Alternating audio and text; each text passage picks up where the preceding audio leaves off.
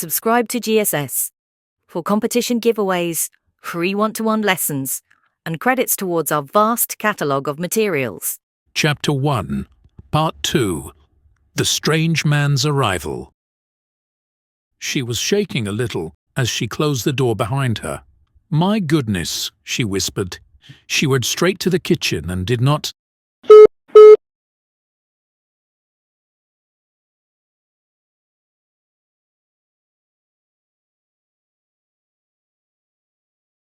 even think of asking Millie what she was doing now.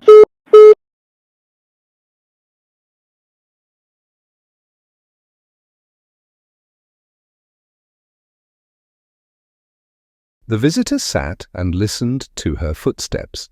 He looked out of the window before he removed the napkin from his face and began his meal again.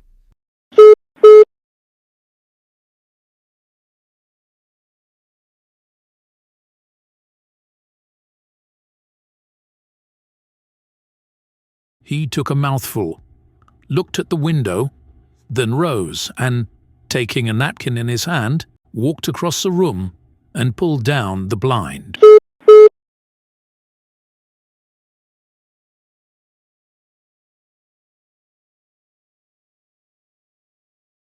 This darkened the room. He returned more happily to the table and his meal. "The poor man has had an operation or something," said Mrs. Hall.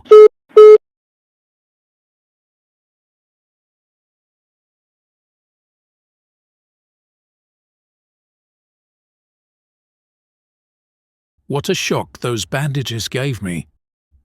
She put some more coal on the fire and hung the traveller's coat to dry, and the glasses.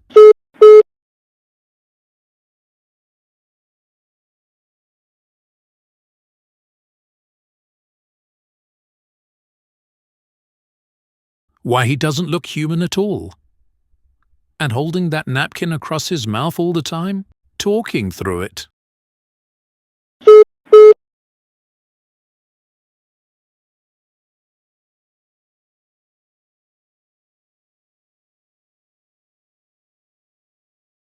She turned round, suddenly remembering something. "Oh dear, haven't you done those potatoes yet, Millie?" When Mrs. Hall went to clear away the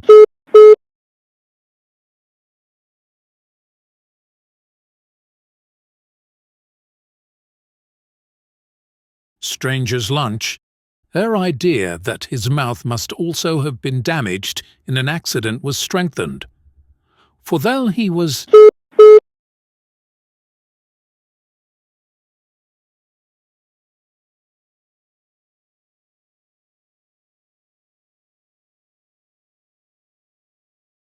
smoking a pipe all the time that she was in the room, he kept the lower part of his face covered.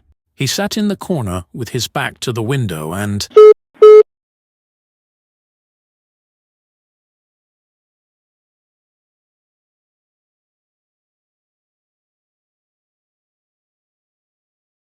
spoke now, less impatiently than before, having eaten and drunk and being comfortably warmed. The firelight shone red in his glasses.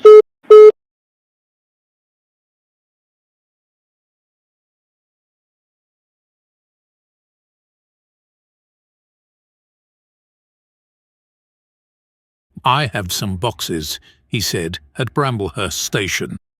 How can they be brought here?"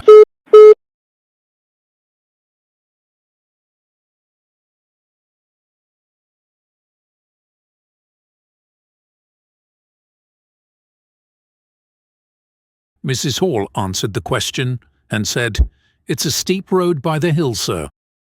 That's where a carriage was turned over. A year ago and more."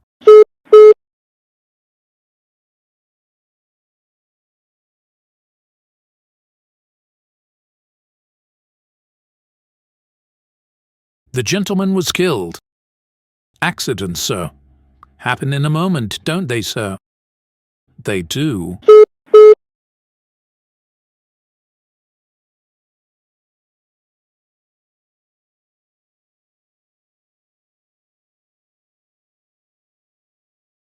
"But people take long enough to get well, sir, don't they?" There was my sister's son, Tom, who cut his arm with a scythe. He fell on it out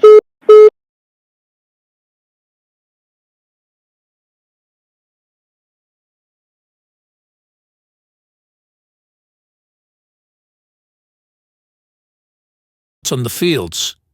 He was 3 months laid up. You'd hardly believe it. I've been afraid of scythes ever since, sir.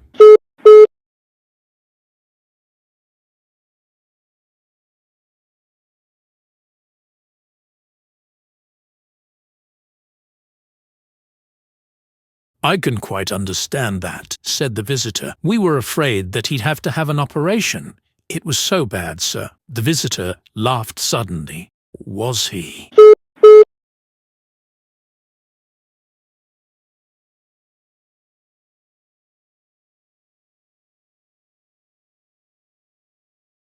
He was.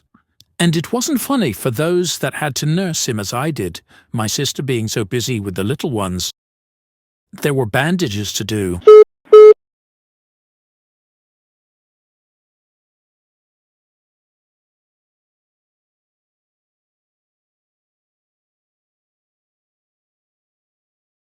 Sir, and bandages to undo. So that if I may say, sir, will you get me some matches? Said the visitor quite suddenly.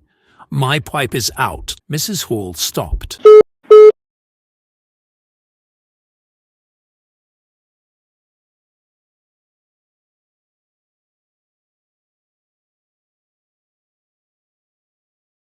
It was certainly rude of him after she had told him so much that she remembered the £2 and went for the matches.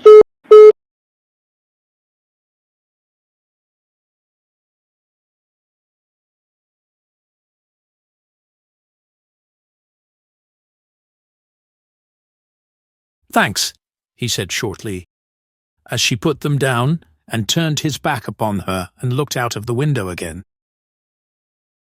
Clearly, he did not like talking about.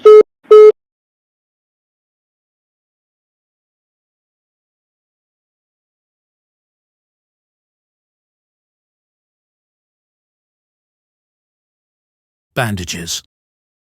The visitor remained in the room until 4 o'clock without giving Mrs. Hall an excuse to visit. He was very quiet during that time. Perhaps.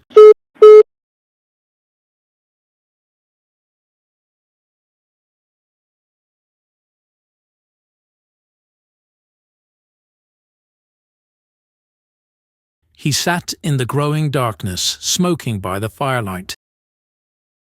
Perhaps he slept. Once or twice, a listener might have heard him for 5 minutes.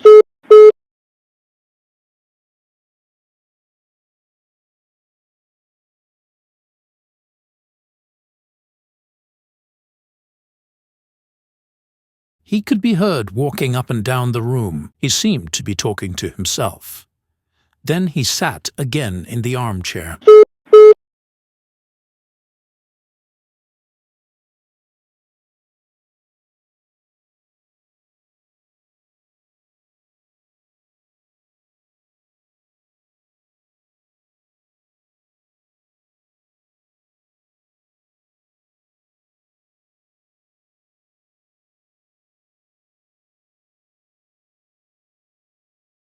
Interrogative practice 1.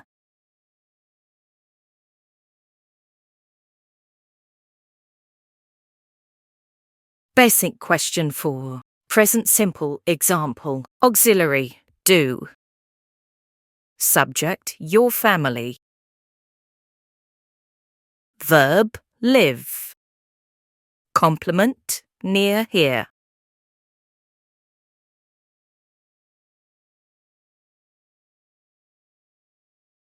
Ask a direct question to someone.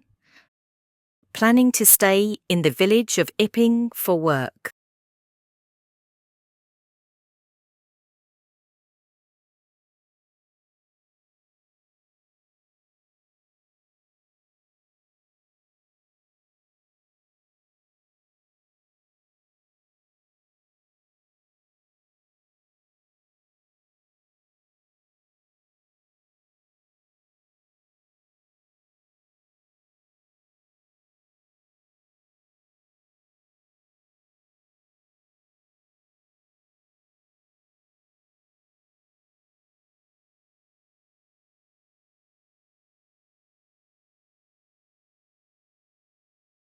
Exercise code 0YX1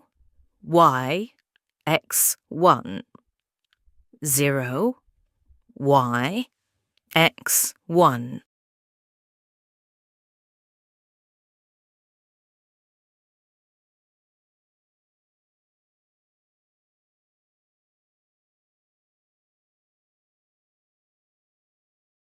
Send your answers to GSS_2024_66 or ask your teacher for options.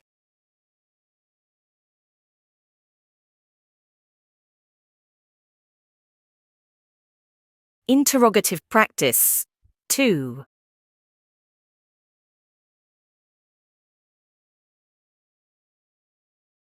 Basic question form. Future simple. Example. Prediction. Will. Auxiliary. Will. Subject. Our team. Verb. Work. Complement. All weekend. Basic question 4. Present simple. Example. Advice. Should. Auxiliary. Should. Subject. Catherine. Verb. Drive. Complement. With us. Ask direct questions to Millie. The servant. Waitress.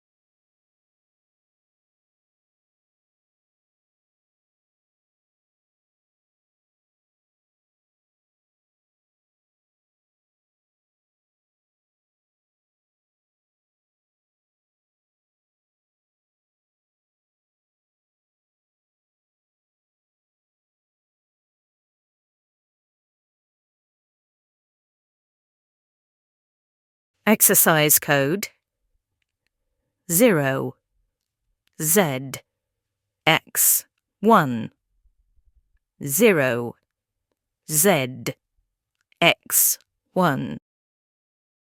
Send your answers to GSS_2024_66 or ask your teacher for options.